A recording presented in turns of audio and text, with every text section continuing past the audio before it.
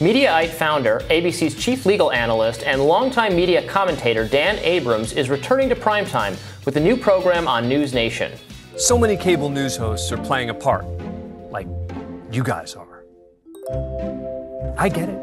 You feel the heat to pick a side, pick a party. There's too much riding on this for you to be honest about what you're doing and why you're doing it.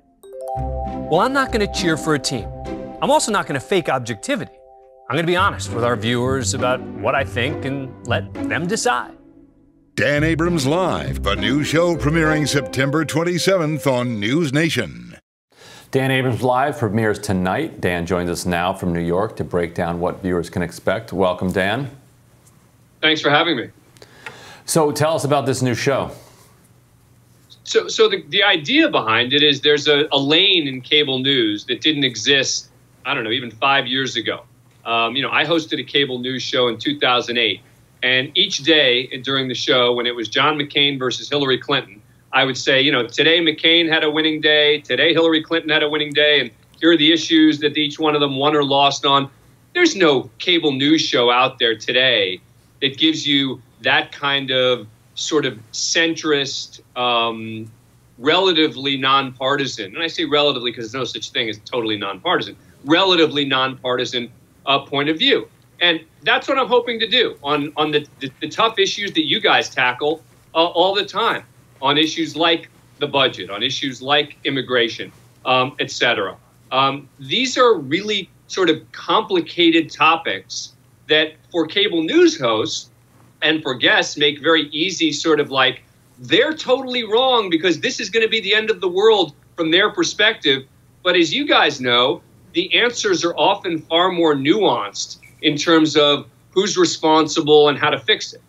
You make a great point that it's changed so quickly, so rapidly, that now on television news, particularly in the evenings, you don't have a lot of disagreement. The host has their perspective, their bias, which that can be fine, but then they're also bringing on guests that reflect that same bias. So the audience doesn't actually get, the kind of exchange of different perspectives that, for instance, that we try to have on this show. Ryan and I actually disagree on a lot of things, and we air those differences.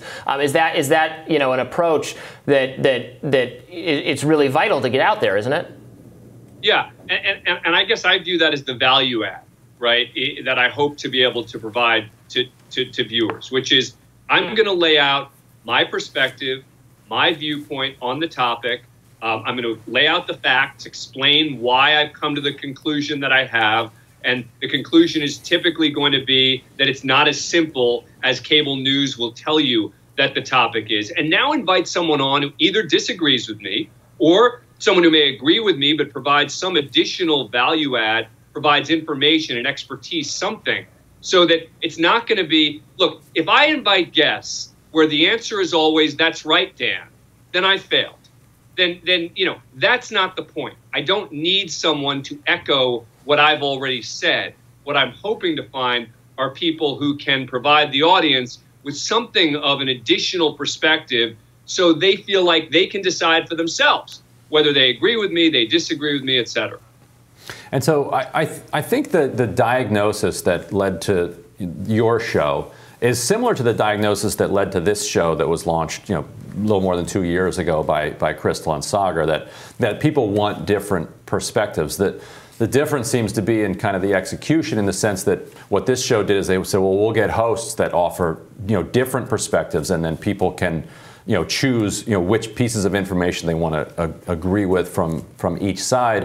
Whereas yours is a kind of single host, but you're trying to bring the perspective in the guests that you provide. Why do you think that model is a more effective approach, I guess? And I would also add to that I think that the similarity is also moderation, right? The one thing that I'm going to be advocating for again and again is moderation. Right of center, left of center.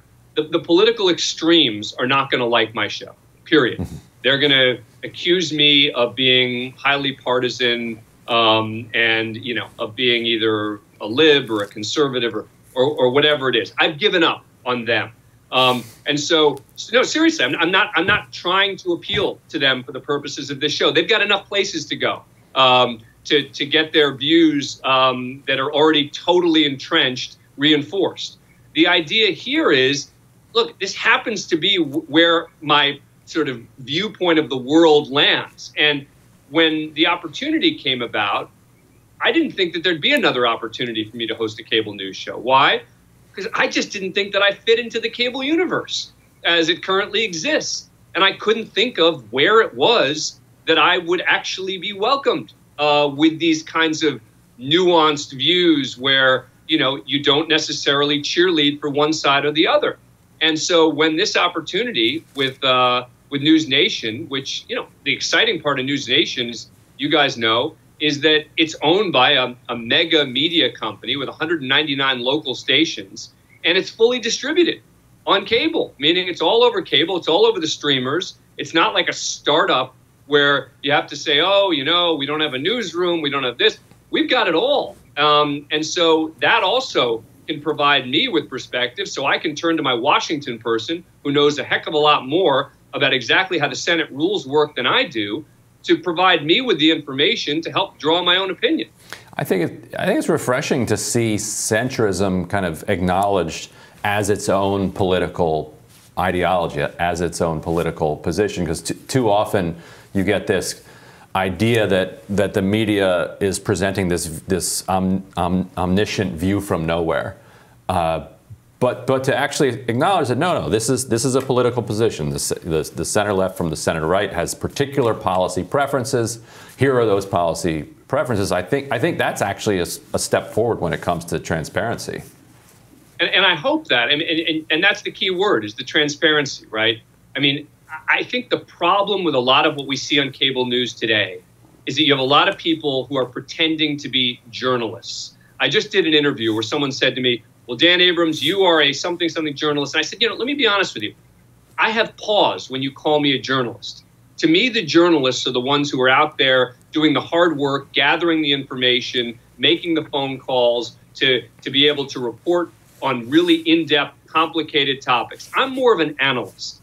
I am more of a host. I've been a legal analyst for most of my career. I am analyzing topics.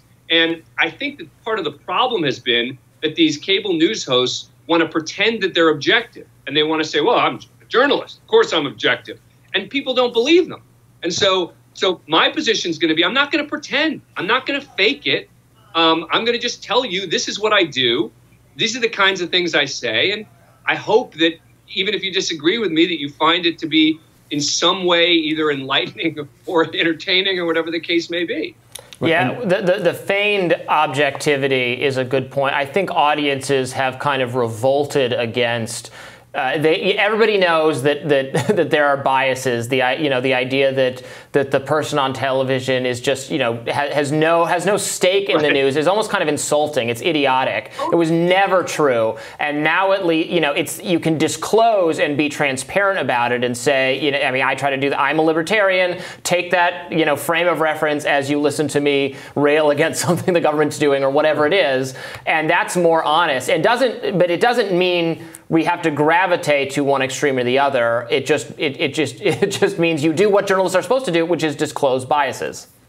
Right, and I think that treats your audience with respect.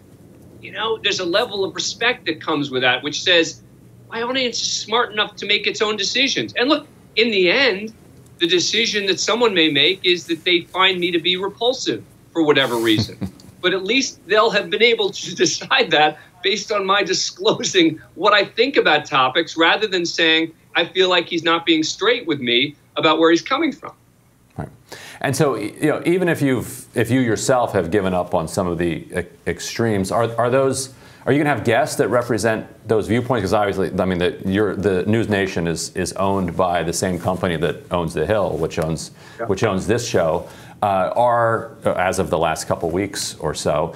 So are there going to be guests representing, say the Trump wing, the Sanders wing, the AOC wing of the spectrum? We've been debating that, right, quite a bit, and the reason to do it would be to highlight that it's the extreme, right? But what I don't want to do is sort of do the cheap way out, which is to get someone with a really extreme position and then just sort of knock them down, right? So if I'm going to get someone who's an extreme on the show, it's going to have to be one of the leaders. I don't want just a talking head who's going to take extreme positions so, I can look like I'm some sort of hero in knocking down some extremist position. Right. Dan, thanks so much. We look forward to your new show. Thank you very much for having me. Appreciate it. Next on Rising, we're back on with Kim Iverson to discuss dramatic video from the steps of the Capitol, and you won't want to miss that.